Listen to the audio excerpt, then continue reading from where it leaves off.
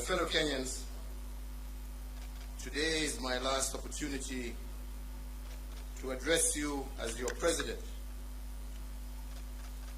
Since independence, we have every 5 years, without fail, reaffirmed our democratic credentials. And we have done so by returning to the people, the sovereign of our nation, for a mandate to serve. We have, in this context, put our nation on consistent and predictable journey of deepening and maturing our democracy. Tomorrow, I will emulate that honored tradition and hand over the mantle to my successor, Dr. William Samoei Ruto, and I am profoundly grateful for the honor and privilege that you bestowed upon me to serve as the 4th president of this great republic of Kenya. In my service to you, the people of Kenya, I was supported by a cabinet, principal secretaries, holders of constitutional offices, security agencies, our ambassadors and permanent representatives in all our missions abroad, and indeed by all public servants. But most importantly, you, the people of Kenya, have walked with me each step of the way, cheering me, but also chastising me as the occasion dictated. To you all and to all those who have served with me during my tenure as president, please accept my immense and deep gratitude. So, fellow Kenyans, tomorrow's inauguration, the last step in a process of electioneering, is a moment for us to come together as one people to pursue the promise of Kenya as destined by God. This afternoon, ahead of tomorrow's inauguration, I hosted the incoming president, Dr. William Samoei Ruto, here at State House, Nairobi. As you are all aware, the transition process commenced on the 12th of August, 2022, and over the last few weeks, the doors of State House and the office of the President have been open to the technical teams from the office of the President-elect so as to facilitate a smooth transition and handover of power. This afternoon's meeting between the President-elect and myself is the final step in that process. Fellow Kenyans, the work of building a nation is a continuous endeavor passed from one generation to another, from one administration to the next. And this in an unbroken chain that seeks to progressively build a more united, equitable, and prosperous Kenya. On my part, as head of state and government, I hand over leadership of a nation that has undergone consequential transformation over the last decade in every aspect of our national life. With the mandate you bestowed upon me, my administration, together we have fostered an integrated devolution as a way of life in our country. We have reinforced our educational and technical excellence, and we have also successfully led the nation through the worst global health crisis in over a century. We also turned a number of challenges that we inherited and those that emerged during our tenure into areas of opportunity for a better Kenya. The baton we received from the late President Mwai Kibaki was carried through. We built on his legacy and indeed on those of the previous two administrations in every area of public life. We built on the late President Daniel Arap Moi's love for education that was further built upon as free primary education by President Mwai Kibaki, and with the mandate that you gave me, we institutionalized free secondary education, thus heralding a 100% transition from primary to secondary education. To further enhance the competitiveness of our workforce, we have placed the nation on a pathway to competency-based curriculum which institutionalizes a system that seeks to nurture creativity and innovation in our children. Aware that insecurity can break the chain of our national development and deter the realization of the national anthem's promise of plenty within our borders, we have built on the work done and created a much improved security environment.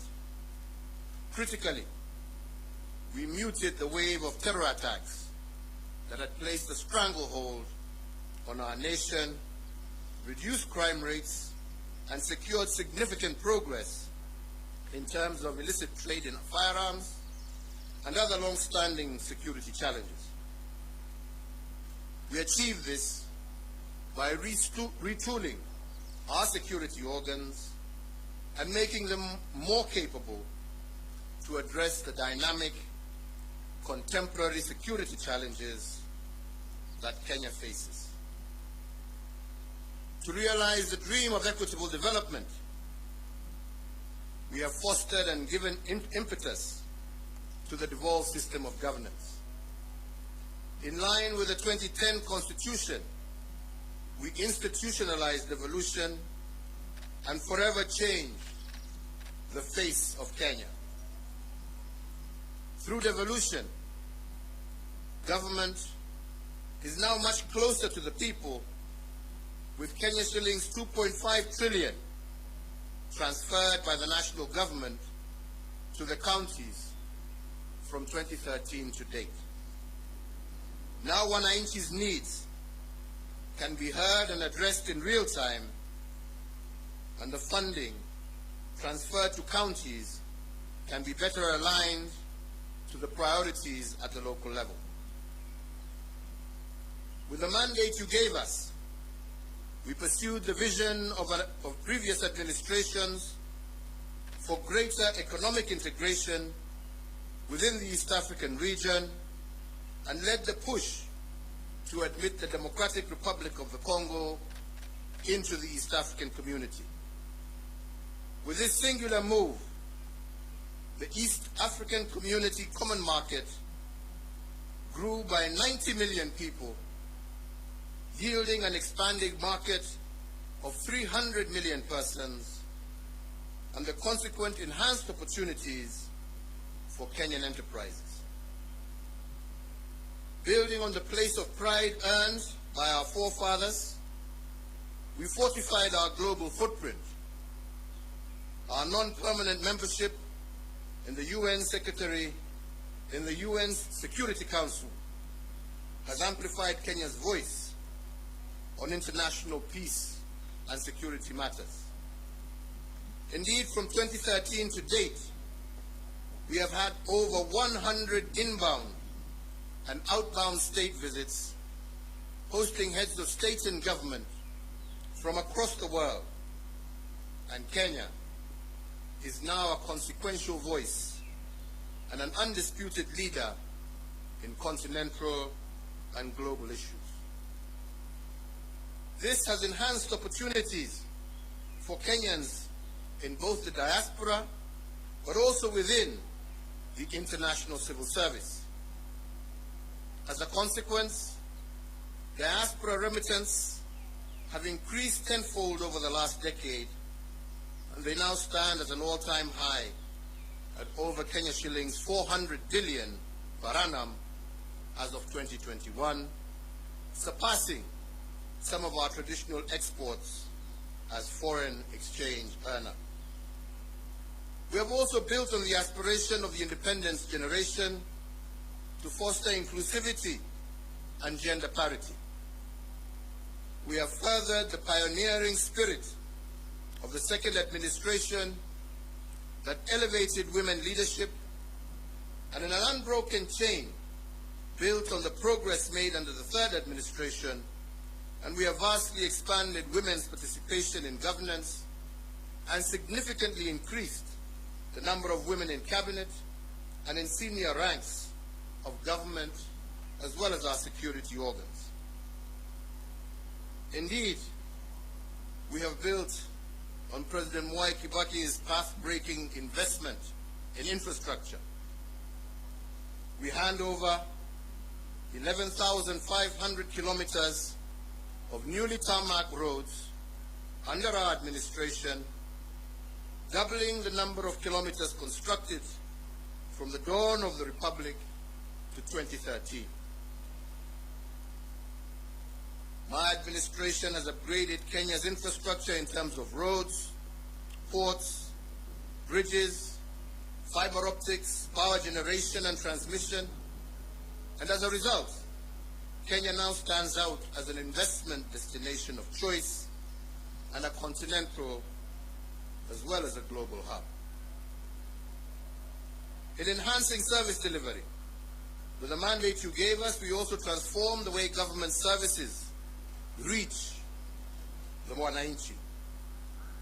We did this through the introduction of Huduma Centers and the e-Citizen online platform, which together have made access to public services a fast and pleasant experience and not the toll that every citizen had to endure in the past to obtain basic services. Now passport applications, birth certificates, marriage certificates, business registration, driver's licenses, and so many others can be done online from anywhere in the world. As a digital government, we successfully transitioned from analog to digital television and radio, resulting in the country today being home to 130 TV stations, up from 14 in 2013, and 204 radio stations, up from 130 in 2013. These figures do not factor the massive expansion in the digital space that has seen many hundreds of thousands of Kenyans successfully monetize various digital communication avenues. I have immeasurable pride in having the magical tag of Made in Kenya affixed to a much wider range of products, and my administration has reinvigorated domestic manufacturing and diversified our exports of finished products.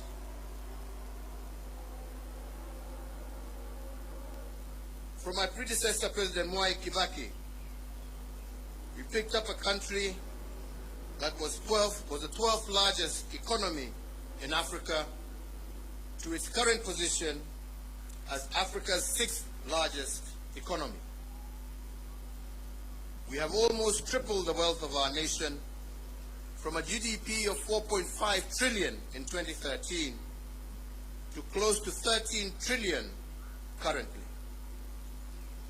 Consequently, the income per capita also rose sharply from Kenya shillings 127,065 per person in 2013 to Kenya shillings 245,045 per person in 2021. This has seen Kenya graduate from a lower middle income country, and it is notable that if we continue on this growth trajectory, what this means is that by next year, we will join the league of truly middle income countries. In another milestone as a mark of the growth that we have experienced, our tax revenues have more than doubled from slightly above Kenya shillings 800 billion in the financial year 2012-2013 to Kenya shillings 2 trillion in the financial year 2021-2022. The dream of our forefathers was to rid the country of disease, ignorance, and hunger. And to bring the nation closer to this goal, in addition to the educational gains I highlighted earlier, we have connected more than 13 million Kenyans to clean water and registered a 400% growth in the number of Kenyans issued with NHIF cards, with 17.1 million Kenyans currently issued compared to 4.4 million issued as at April 2013.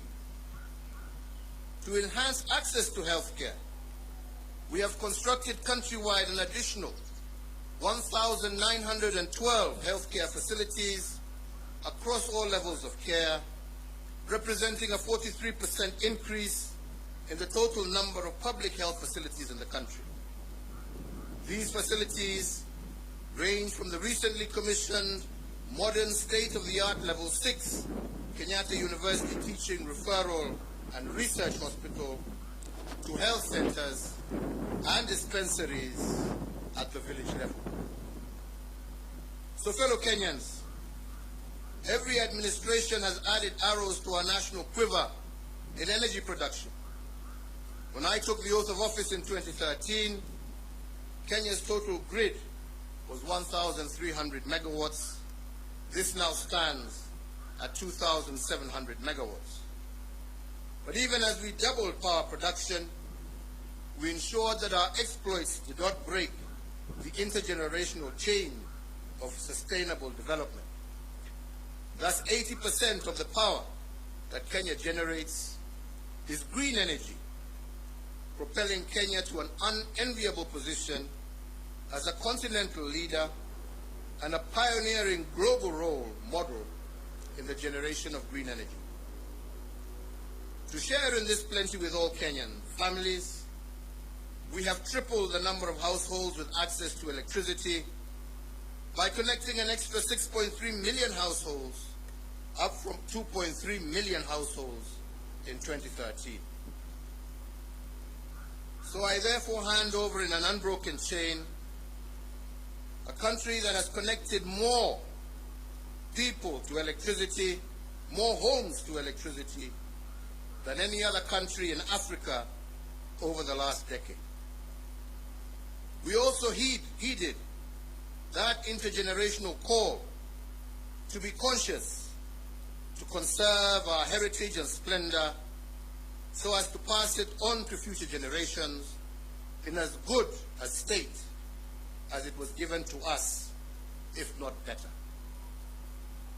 We have done this by leading a planting campaign where 1.34 billion trees have been planted, moving our forest cover from 6.99% in 2013 to 8.83% in 2022, and increasing our tree cover from 12.3%, thus surpassing the set constitutional threshold of 10% in a record 5 years.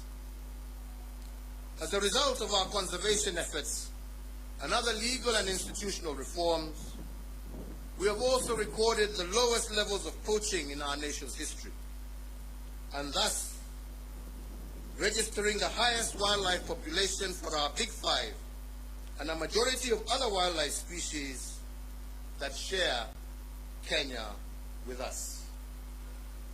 So, fellow Kenyans, while we have made remarkable progress, it is also important that I note and appreciate that building a nation is a journey. There is still much more to be done to move our nation to the next level of development towards realizing our Vision 2030. And the fourth administration, which I had the privilege to lead, has built on the foundation laid on others, upon which the fifth administration can also build. So, fellow Kenyans, let me conclude by saying that to serve one's country is the greatest honor any citizen can receive. It is a sacred trust, and it has been an immense privilege that I have not taken for granted. I thank you all for the immense opportunities you have awarded me to serve in various public roles over the last 2.5 decades, which have included, amongst others, Chairman of the Kenya Tourism Board, member of the Jomo Kenyatta University Council, Chairperson of the Disaster Emergency Response Committee, a Member of Parliament for Gatundu South, a Cabinet Minister serving in the Ministries of Local Government, the Ministry of Trade, the Ministry of Finance, the Leader of the Official Opposition, Deputy Prime Minister, and as the President of this Republic for the last 10 years. In all the work I have done as President, and in every presidential decision I have made, and in every executive action I have taken, in every bill I have proposed and assented to, I have been guided by the dream of our forefathers, and that is the dream to eliminate poverty, ignorance, and disease, and to improve the quality of life of all Kenyans, and to create conditions for everyone to achieve their dreams. As a hallmark of our democracy, therefore, I will tomorrow, before God and you, my fellow countrymen, hand over the instruments of power to our new president at the Mûmbûi International Sports Center, Kasarani. And with that, the fourth administration will come to an end, and the tenure of the fifth administration will begin. My entire family and I join all Kenyans in wishing the very best to our next president, Dr. William Samoei Ruto, and extending to him our warmest congratulations for receiving the mandate of Kenyans to lead us as our fifth president. And so, Mr. President-elect, as you walk the path to your inauguration and beyond, you will be the president not just for those who voted for you, but for all Kenyans. In the prophetic words of our national anthem, we are summoned to purposefully dwell in unity, peace, and liberty, working hard and together so that plenty may be found within our borders. I therefore wish and pray for your success, as your success will be Kenya's success. I thank you all. May God bless you, and may God bless this great Republic of Kenya. Asante sana.